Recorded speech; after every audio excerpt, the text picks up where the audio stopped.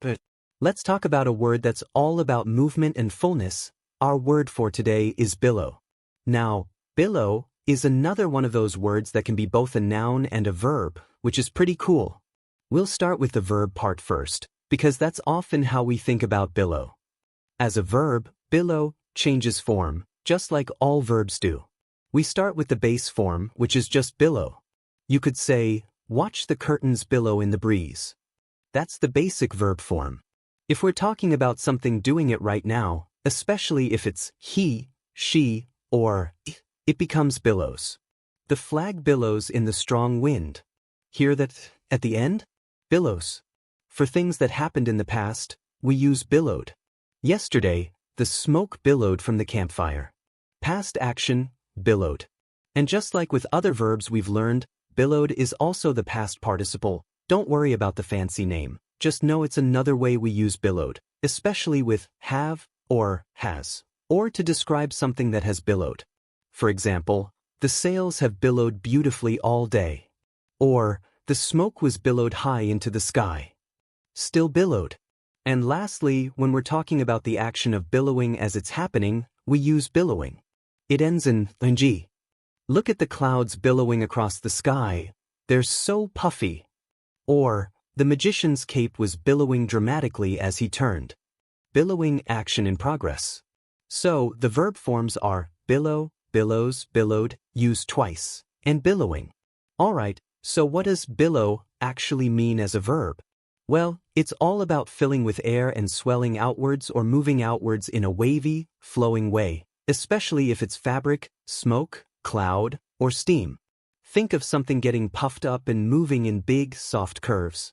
One meaning, especially for fabric, is to fill with air and swell outwards. Imagine curtains in your room, or maybe a big sail on a boat. When the wind blows, they puff out, they get round and full and move in big, soft waves. That's them billowing. The example says, her dress billowed out around her. Picture someone wearing a long, flowing dress, maybe on a windy day. The skirt of the dress isn't just hanging straight down, it catches the wind and puffs out around them, making big, soft, wavy shapes as they walk or move. The dress is billowing, it's filling with air and swelling outwards. Think about a parachute. When it opens, it billows, it fills with air and becomes a big, rounded shape, catching the wind. Or think of a hot air balloon. The fabric part of the balloon billows out as it fills with hot air. Another meaning of billow as a verb is for smoke, cloud, or steam, to move or flow outward with an undulating motion. Undulating is just a fancy word for wavy motion. So, think about smoke rising from a campfire or clouds moving across the sky. They don't just go straight up, they move in soft, rolling, wavy shapes. That's billowing. The example says, smoke was billowing from the chimney. Imagine a cozy fireplace in a house on a cold day. You can see smoke coming out of the chimney. It doesn't just go straight up like a laser beam.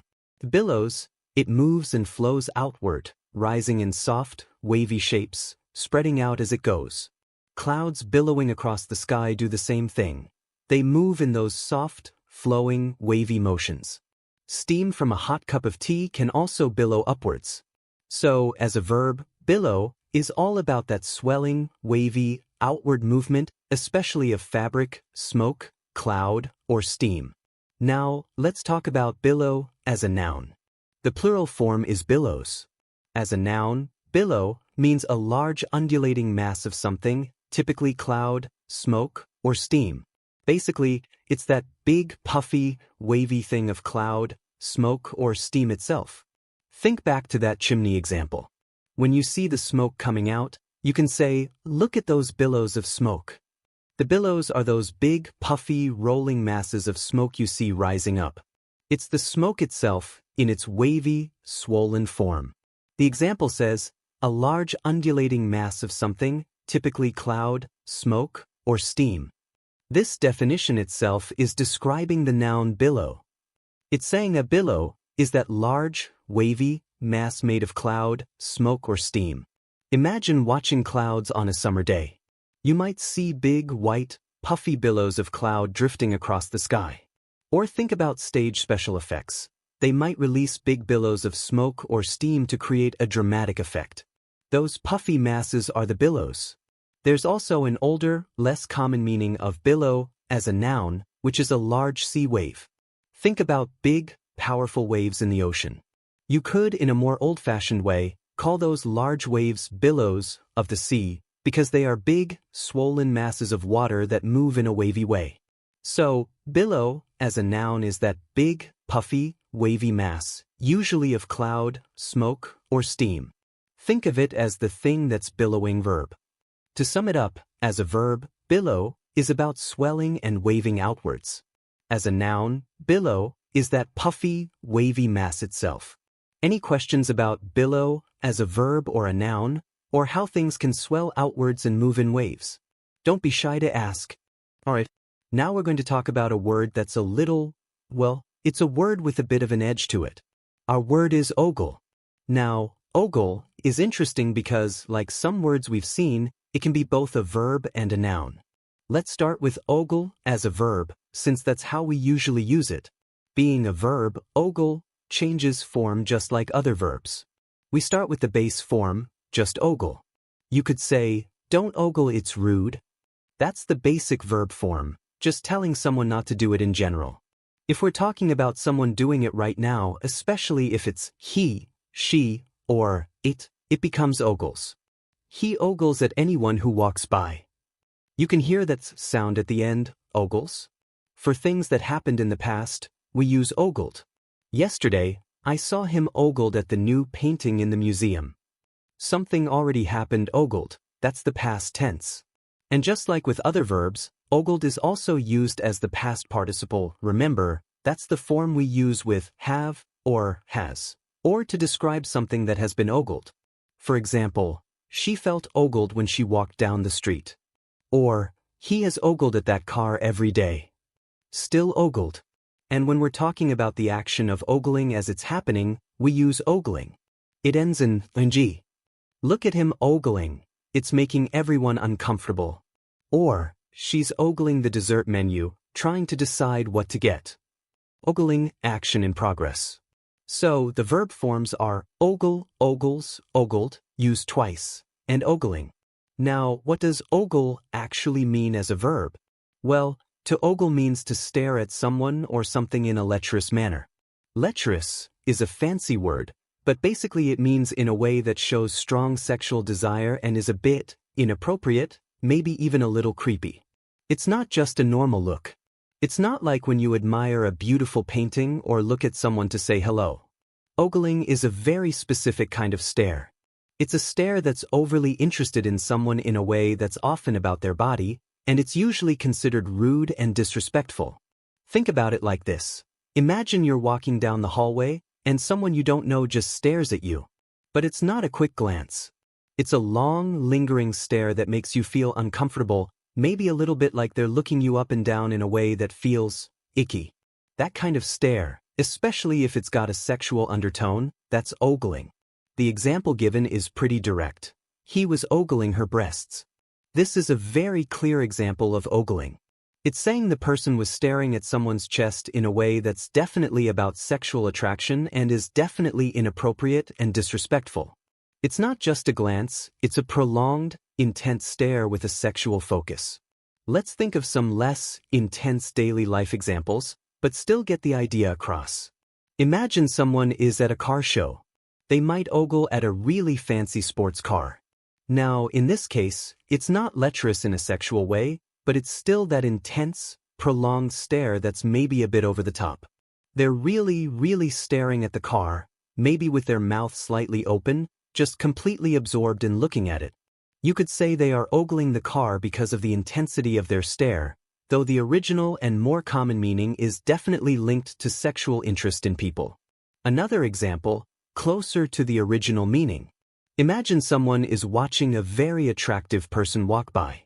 If they just glance quickly and then look away, that's normal. But if they turn their head, follow them with their eyes, stare for a long time, maybe even with a slight smirk or a look of obvious desire, that could be considered ogling. It's the way they are looking that makes it ogle, not just the act of looking itself. So, Ogle, as a verb, is about that specific kind of stare, a lecherous, inappropriate, lingering stare, usually focused on someone's physical appearance in a sexual way. Now, let's look at ogle as a noun. The plural form is ogles. As a noun, ogle simply means a lecherous look. It's the result of the verb ogle in action. It's the stare itself when it's done in that lecherous way. The example is a vaguely erotic ogle. Vaguely erotic means slightly sexually suggestive. So an erotic ogle is a look that has that sexual, inappropriate staring quality. The noun ogle here is describing the type of look. Think back to our earlier example. If someone was staring at someone's chest in a lecherous way, you could say, she caught him giving her an ogle.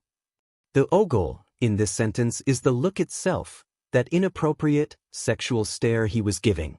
Imagine someone tells you, he gave me such an ogle at the party, it made me really uncomfortable. The ogle is the noun, it's that uncomfortable, lecherous look he gave. So, ogle as a noun is just that specific type of look, the lecherous stare itself. It's the thing that happens when someone ogles, verb. To summarize, ogle is about a very specific kind of staring. As a verb, it's the action of staring lecherously. As a noun, it's that lecherous stare itself. It's almost always seen as rude and disrespectful, especially when directed at people. Any questions about ogle, ogles, ogled, ogling, or what it means to give a lecherous stare, either as an action or the look itself? Don't hesitate to ask. Alright, now we've got a bit of a tricky one today, but don't worry, we'll break it down together. Our word is scour. Now, scour is special because it's like having two words in one. They look and sound exactly the same, but they actually have quite different meanings. It can be both a verb and a noun, and even as a verb, it has different sets of meanings. Let's tackle the first set of meanings for scour as a verb first, the ones about cleaning. Just like all verbs, scour changes form. We start with the base form, just scour. Like if you say, I need to scour the sink. That's the basic verb form. If we're talking about someone doing it right now, especially if it's he, she, or it becomes scours. She scours the bathtub every week. Hear that at the end? Scours. For actions that happened in the past, we use scoured. Yesterday, he scoured the burnt food off the pan. Past action, scoured. And guess what? Scoured is also our past participle. Remember, it's used with have or has, or to describe something that has been scoured. For example, the pot has been scoured clean. Or, the sink was scoured until it sparkled. Still scoured. And when we're talking about the action of scouring as it's happening, we use scouring. It ends in ing. Look at her scouring that stain. She's really scrubbing hard. Or, he's scouring the grill after our barbecue. Scouring action in progress. Okay, verb forms for this first set of meanings. Scour, scours, scoured, twice. And scouring. Now, what does scour mean when we're talking about cleaning? Well, the main idea is to clean or brighten something by rubbing it really hard, usually with something rough or a cleaning product. Think about really scrubbing to get something clean. One meaning is to clean or brighten the surface of something by rubbing it hard, typically with something abrasive or detergent. Abrasive just means something rough that helps scrub, like a scrub brush or a scouring pad. Detergent is just a fancy word for cleaning stuff, like soap or cleaning liquid. The example says, she scoured the cooker. Cooker is another word for stove or oven. So, imagine someone really scrubbing the top of their stove, maybe because food has spilled and burnt on it. They are scouring the cooker, using some elbow grease and maybe a cleaning pad to make it clean and shiny again. Another example, I was scouring out the pans. Think about pots and pans after cooking. Sometimes food gets really stuck on. To clean them, you might need to really scour out the pans, rubbing hard inside to get all the burnt bits off. Think about cleaning your bathroom sink. If it's got soap scum or toothpaste marks, you might need to scour the sink with a sponge and some cleaner to make it all shiny and clean again. Or cleaning a dirty bike, you might need to scour the muddy parts with a brush and water to get the dirt off.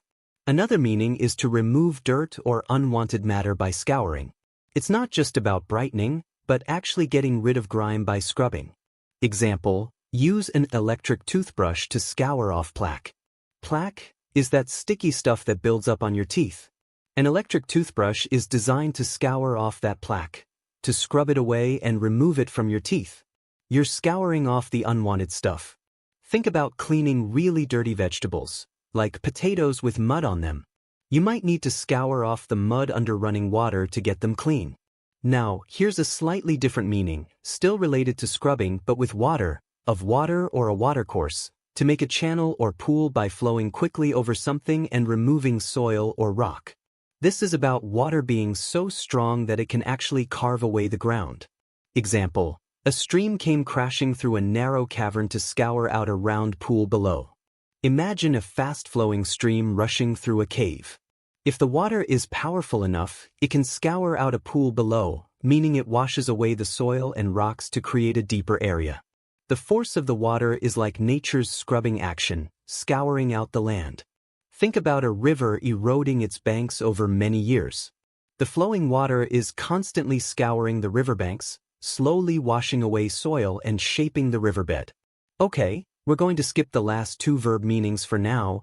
They are a bit less common in everyday talk, and one is even labeled archaic, meaning old-fashioned.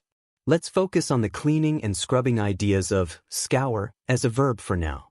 So, to recap, as a verb, scour, in this set of meanings, is all about cleaning and brightening by rubbing hard, removing dirt by scrubbing, and even water carving away land. It's all about that strong, scrubbing action. Now, let's look at scour as a noun in this cleaning sense. The noun form is just scour, and the plural is scours. As a noun, scour can mean the action of scouring or the state of being scoured, especially by swift-flowing water. It's the result or the process of that scrubbing or carving action we talked about as a verb. Example, the scour of the tide may cause lateral erosion. Tide is the ocean water rising and falling. Erosion is land being worn away. Lateral erosion means erosion sideways of the banks. The scour of the tide is the action of the tide as it rushes in and out, and that forceful action can cause erosion. Here, scour is the noun describing the powerful action of the water. Another noun meaning related to cleaning is an act of rubbing something hard to clean or brighten it.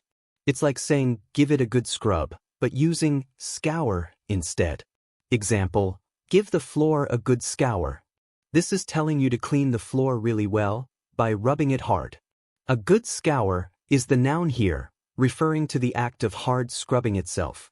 Think about saying, this pan needs a good scour. You're saying it needs a strong scrubbing action to get clean. A scour is the noun describing that scrubbing action. We're going to skip the last noun meaning for now too, as it's also more specialized, livestock diarrhea, not something we talk about cleaning in everyday life usually.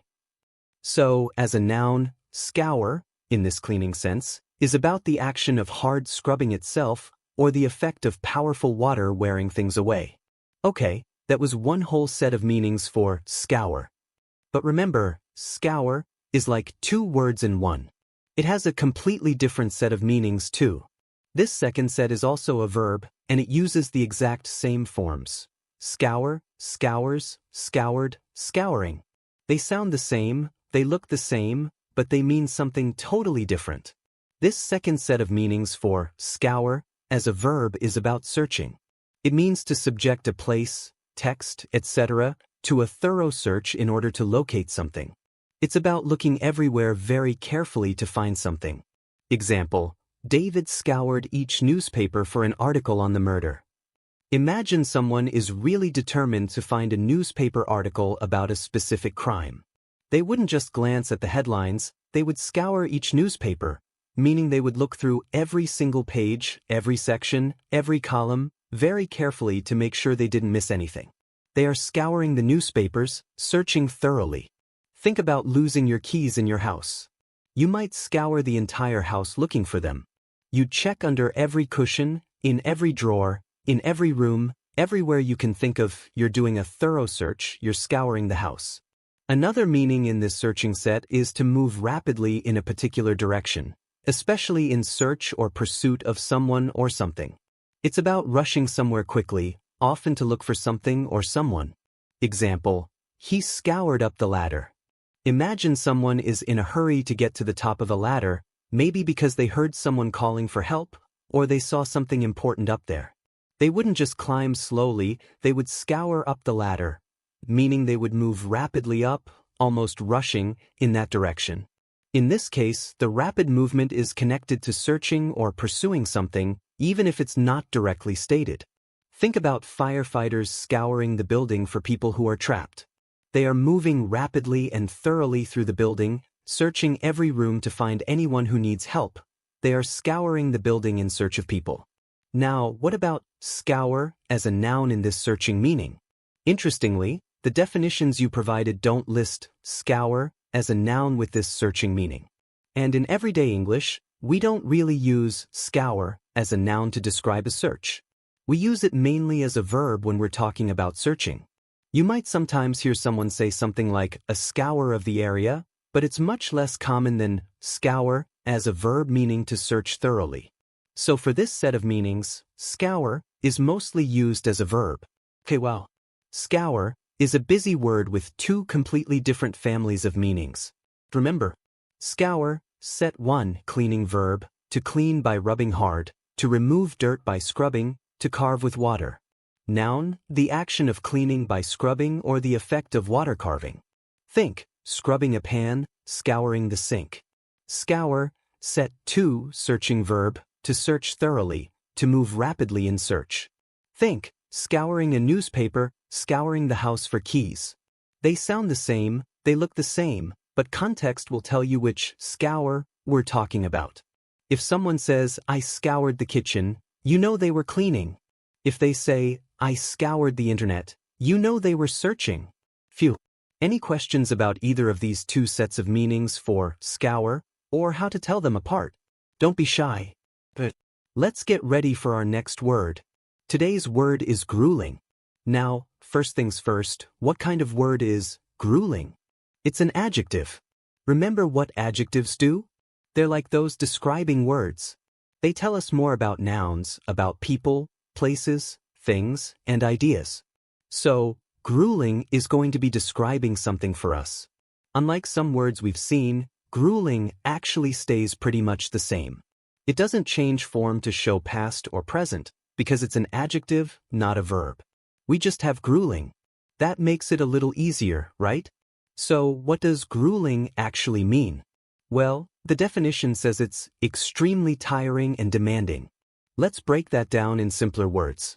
Basically, if something is grueling, it means it's really, really tough, and it makes you feel super tired, both in your body and maybe even in your mind.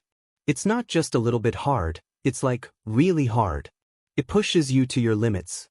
Think about it like this. Imagine you decide to run a marathon. That's a really, really long race, right? Over 26 miles. Training for a marathon is grueling. You have to run long distances, day after day, in all kinds of weather.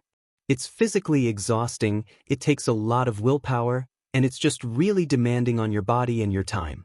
The training schedule itself can be grueling. The example in your notes is a grueling schedule. Think about a really, really packed day, maybe during exams or a super busy week at work. A grueling schedule would be one where you have to get up super early, you're working or studying all day long with very few breaks, maybe you have to stay up late to finish things, and it just feels like you're constantly going and going and going without enough rest. That's a grueling schedule. It's extremely tiring and demanding. Let's think of some more daily life examples. Imagine you have a really, really tough sports practice. Maybe it's the last practice before a big game, and your coach is pushing you really hard. You're running drills over and over, you're doing intense exercises, you're practicing plays for hours. That practice could be described as grueling. You come home completely exhausted and sore because it was extremely tiring and demanding. Or think about a really long hiking trip. Imagine hiking up a steep mountain all day in the hot sun, carrying a heavy backpack. That hike would be grueling. Your legs would be aching, you'd be sweating, you'd be out of breath, You'd be mentally and physically pushed to your limits. That's a grueling hike. Even studying for really important exams can be grueling. Imagine you have final exams coming up in all your subjects. You have to spend hours and hours reading, memorizing, practicing problems, staying up late, missing out on fun activities because you have to study. That period of intense studying can feel grueling. It's demanding on your brain and your time, and it can be really tiring.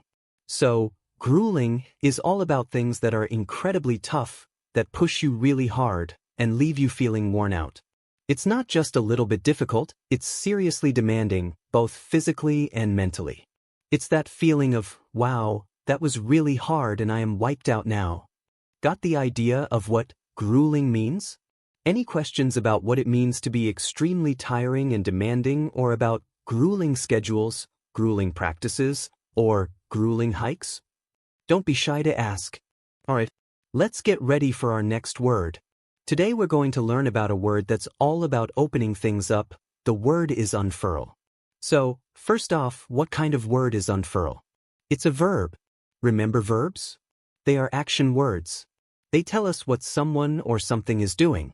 So, unfurl is going to describe an action. And just like other verbs we've learned, unfurl changes form depending on when we're using it. Let's go through the forms quickly. First, we have the base form, just unfurl. You can say, please unfurl the banner. That's the basic verb form. If we're talking about someone doing it right now, especially if it's he, she, or it becomes unfurls. The team captain unfurls the flag before the game. Hear that at the end? Unfurls. When we talk about something that happened in the past, we use unfurled. Yesterday, we unfurled the new map of the park. Past action, unfurled. And yep, you guessed it, unfurled is also used as the past participle. Remember, that's the form we use with have or has, or to say something has been unfurled. For example, the sail has been unfurled and we're ready to go. Or, the poster was unfurled for everyone to see. Still unfurled. And finally, when we're talking about the action of unfurling as it's happening, we use unfurling. It ends in ng. Look at them unfurling the giant kite. It's so big. Or, the flower is slowly unfurling its petals in the morning sun. Unfurling action in progress. So, the verb forms are unfurl, unfurls, unfurled, used twice, and unfurling. Now, what does unfurl actually mean? Well, to unfurl something means to make it spread out from being rolled or folded. Think of it like taking something that's all bundled up and making it flat and open. And the definition also mentions, especially in order to be open to the wind. So often, when we unfurl things like sails or flags, it's so they can catch the wind. Imagine you have a rolled-up flag, like for a country or a sports team. Normally, it's all tight and in a roll. To unfurl the flag, you would carefully unroll it and spread it out so it can wave in the breeze and everyone can see the design. You're taking it from a rolled state to an open, spread-out state. You're unfurling it. The first example in your notes is, a man was unfurling a sail. Think about a sailboat. The sails are usually rolled up when the boat is docked or not sailing. To get ready to sail, someone has to unfurl the sail. They would unroll it and spread it out wide so it can catch the wind and push the boat along. They are unfurling the sail, opening it up from a rolled-up shape. Another example, the flags unfurl. Imagine it's a parade or a special event. You might see lots of flags being unfurled. This means people are taking those flags that were rolled or folded and spreading them out so they can wave proudly. The flags unfurl is saying the action of spreading out happens, maybe even on its own, like the wind makes them unfurl. Let's think of some more everyday examples. Imagine you have a new umbrella that's all folded up. To use it when it rains, you need to unfurl the umbrella. You open it up from its folded, compact state into its wide, open shape so it can protect you from the rain. Or think about a rolled-up map or a big poster. When you want to look at it, you have to unfurl it. You spread it out from its rolled form so you can see all the details or the whole picture. Even flowers do something similar. Think about a flower bud that's closed up tight. As it starts to bloom, it unfurls its petals. The petals slowly open up and spread out from their closed, folded position to become a fully open flower. So, unfurl is all about taking something that's rolled or folded and making it spread out and open. Often it's for things like flags, sails, umbrellas, maps, even flower petals, things that are meant to be opened up and displayed or used in a spread-out form. Any questions about unfurl, unfurls, unfurled, unfurling, or what it means to open something from a rolled or folded state? Don't be shy to ask. Thank you for watching. If you enjoyed the video, don't forget to like it and hit the subscribe button to stay updated with our latest content.